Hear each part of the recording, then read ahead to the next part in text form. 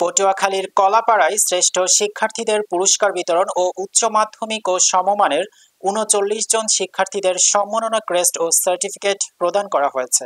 বিস্তারিত থাকছে সৈয়দ মোহাম্মদ রাসেলের প্রতিবেদনে।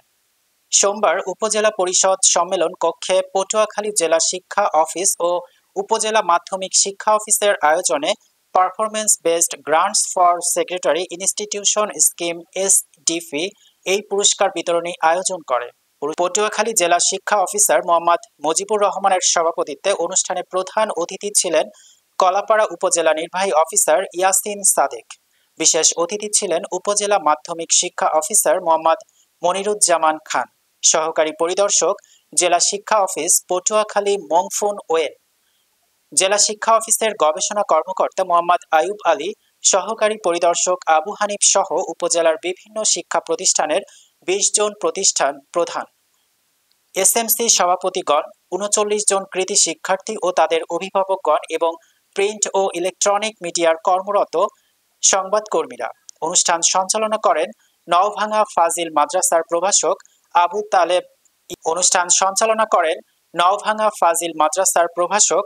আবু তালেব ইভান মাতব্বর।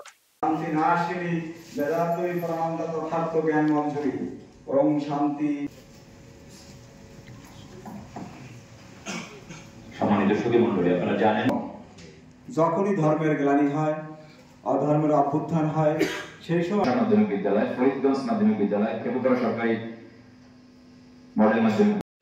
আজকের অনুষ্ঠানের প্রধান অতিথি কলাপাড়া উপশম স্কিমের মাধ্যমে 2022 যারা আমাকে বিভিন্ন পর্যায়ে সাহায্য সহযোগিতা করে থাকেন, আমাদের শিক্ষার্থীদের মাঝে পুরস্কার বিতরণের জন্য এসেছে। প্রতিষ্ঠানের সম্মানিত প্রতিষ্ঠান প্রদান আমার শিক্ষা পরিবারের আপনাদের সকলের জন্য স্ন্যাক্সের ব্যবস্থা আছে। আপনারা যারা এইবারে অনেকক্ষণ দাঁড়িয়ে রাখছি, আসলে মাহিয়া মমতা মাহি খেপুপাড়া গার্লস স্কুলের, এরপরে মাজেদা মিম 29 আপনি একটু কাইন্ডলি আসবেন।